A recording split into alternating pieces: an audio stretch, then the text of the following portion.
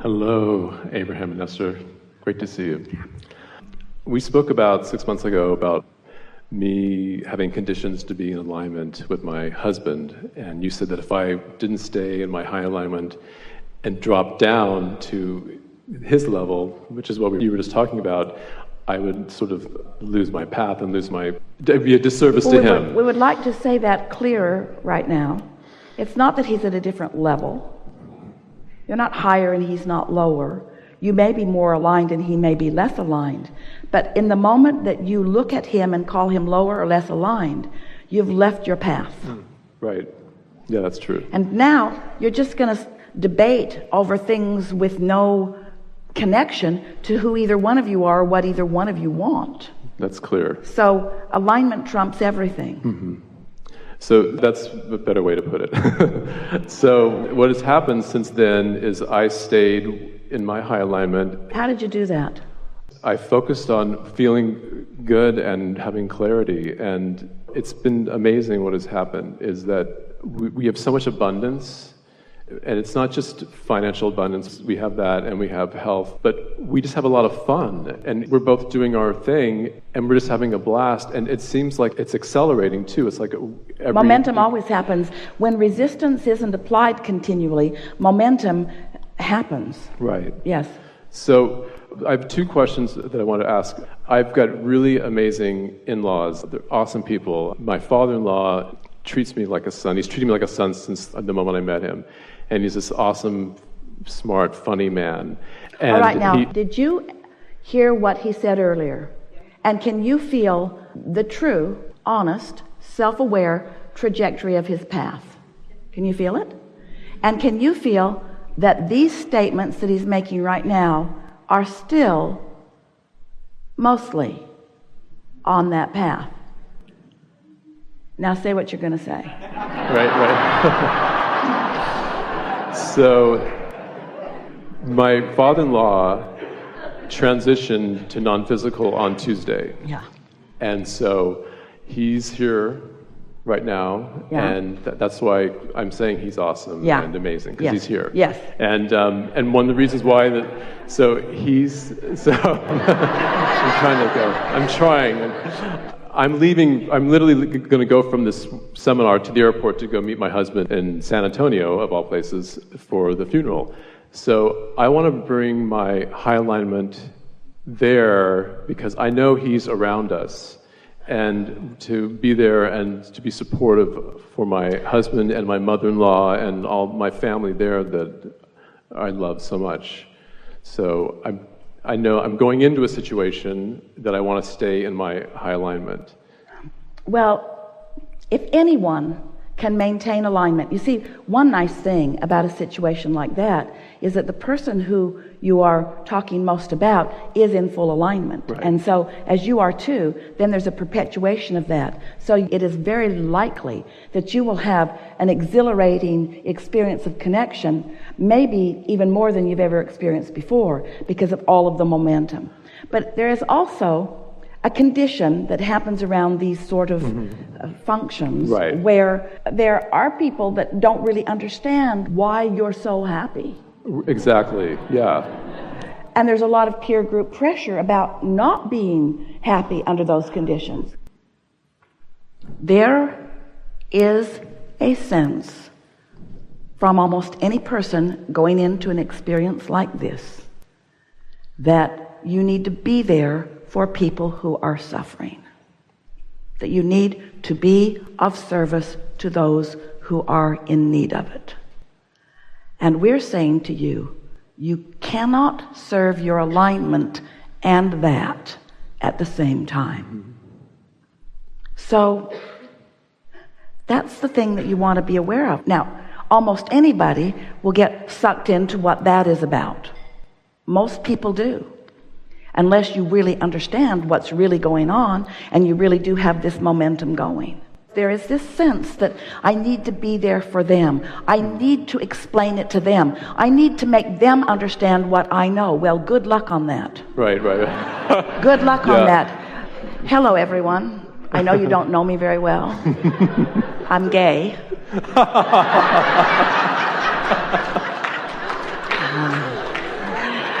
And I don't believe that Dad really went anywhere.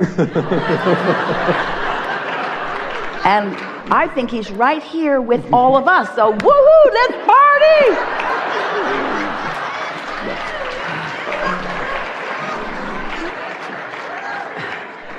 So you might not want to hit at that head on. Right.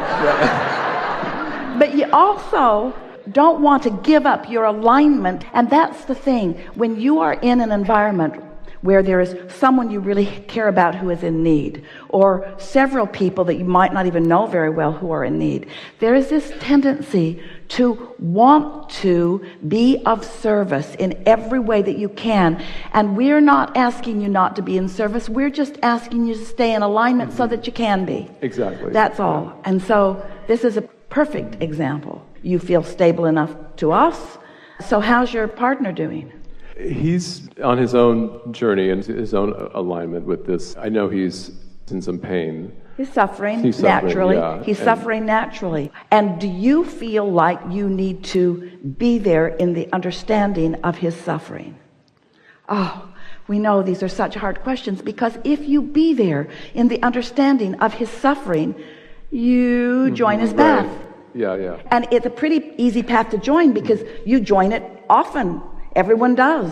You want to be there. You want to be there. But it's interesting that we start with maybe the hardest conversation that any of you ever have in order to talk to you about the path of least resistance. And yet there's no better subject to demonstrate this than that. And so then you might want to say, in fact, you do want to say, well, Abraham, are you kidding? You're asking him, you're asking all of us to do something that is close to impossible in that situation. And we say, that's exactly the point that we're making. We want you to get so good at this that situation is not impossible to maintain your balance. That's exactly the point that we're making. Right. Start with things that are easy. And so if you go and you don't make it, it's all right. But at least you'll know when you've left your path and you're over there. At least you'll know that it was a choice that you made, not something that was done to you. Right. Not something that a circumstance did to you or an event did to you. In other words, you won't feel like the victim that got sucked into something that you didn't want to be sucked into, now that you know that you have an option to stay on your path or not. Now, maybe nobody could really stay on their path under these conditions. We're not saying that it is something that we really think that you should get figured out by the time you get on the airplane and go out there. We just want you to know when you're on your path and when you're not, and that when you're trying to give service to others before you are finding your alignment, which is your true service to yourself and therefore to everyone else. We just want you to be conscious about what's going on, so that it's not something that's happening to you. It's something that you are in control of. When you get into your vehicle and you're going to go somewhere, or even onto an airplane to go somewhere, you just don't go directly there. Your path takes lots of twists and turns and ups and downs. In other words, that's what life is all about. It's about finding your path and maybe knowing that you're not quite on it, and then finding it again, and maybe knowing that you're not quite on it, and finding it again, and maybe you're knowing that you're not quite on it. But when you are consistently recovering and finding yourself on your path, in time, you can be a true liver of unconditional love, a true free person who is no longer bound by the opinions of others or bound by the needs of others. And sometimes people hear us speak like this and they think, oh, Abraham, you don't want us to help others? Of course we do. We just don't want you to give up the stuff that you're going to help them with. Because if you give up the stuff that you're going to help them with, then you're going to resent the help that they needed in time. It backfires 100% of the time. Not occasionally, 100% of the time. When you leave your path, it backfires 100% of the time. It does. I've always been the responsible person in my family, taking care of my entire family, my extended family. My mother has been a person who always looked for excuses, and then the excuses turned against her. So early on, I started to take care of my mom. Yeah. And I've been doing so for over 18 years. Yeah. I pay her rents and just everything. And when I allowed myself to be pulled towards the other direction with my family and the circumstances,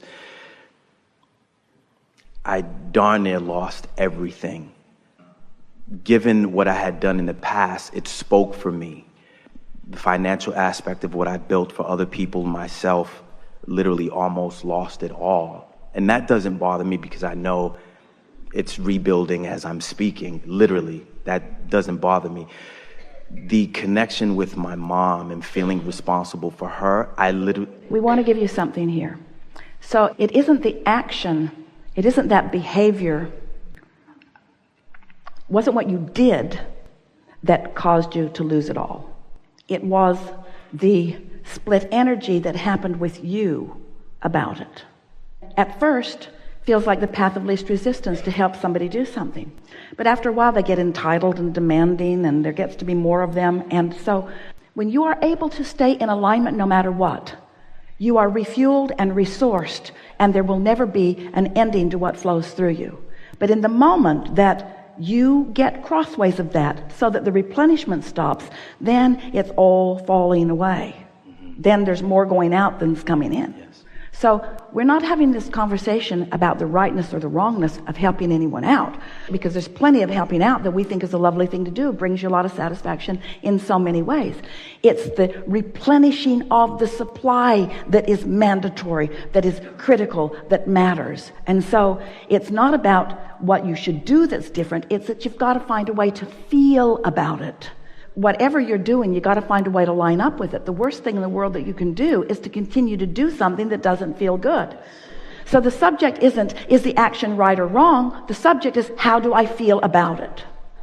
And sometimes you have to take some actions in order to figure out what the path of least resistance is. For example, let's say that you're with us on this. You're sort of getting the sense that maybe you should just cut them all off. Too many people demanding too much from you, so just cut them all off. And so now the rent isn't paid. Is that the path of least resistance? We don't think so. We don't think somebody not being able to pay the rent is what you were looking for. If you care about how you feel, and you're just saying, from where I stand, which is the only place that you can be, from where I stand, what is the path of least resistance? And eventually you'll get all the way, but at first it's pay the rent or don't pay the rent. Well, you're going to pay the rent. You're going to pay the rent. Meet this demand or don't meet this demand. Well, maybe the demand not so much. In other words, you just get so you sort it out, but eventually you'll find yourself in alignment with what you're doing, because you got to be. What you want to say to everyone is, I love you so much, but I will not give up my alignment for you. And they'll say, well, we're not asking you to give up your alignment. Just do what we need you to do and stay in alignment. And what you're really saying to them is, that's what I'm trying to do. I'm trying to work this out so that I can be true to who I am. And being true to who you are is uplifting others. It's empowering them. And so sometimes you can go along for a while before you realize you've crossed the line. You're no longer empowering them. You have developed dependencies. You are depriving them. You are insulting them of their own resources. All you ever intended to be was an example of someone who could line up, not somebody who lined up and provided for everybody else. You see? And sometimes it's gone so far that you're not going to teach them, and you don't want them to starve, and you're going to keep doing what you're doing because that's the path of least resistance. But it's your path of least resistance. It's something that you've decided, not something that's being demanded of you. And can you feel the difference? Yes. Oh, yeah, you can. Oh, yeah. So now we interrupted you. I really am full. I really, being here, which I wanted to be, yeah. And I knew that I would be, yeah. And it happened, and I'm thankful to Abraham. I'm thankful for Esther being the vehicle. I really am thankful. Yeah.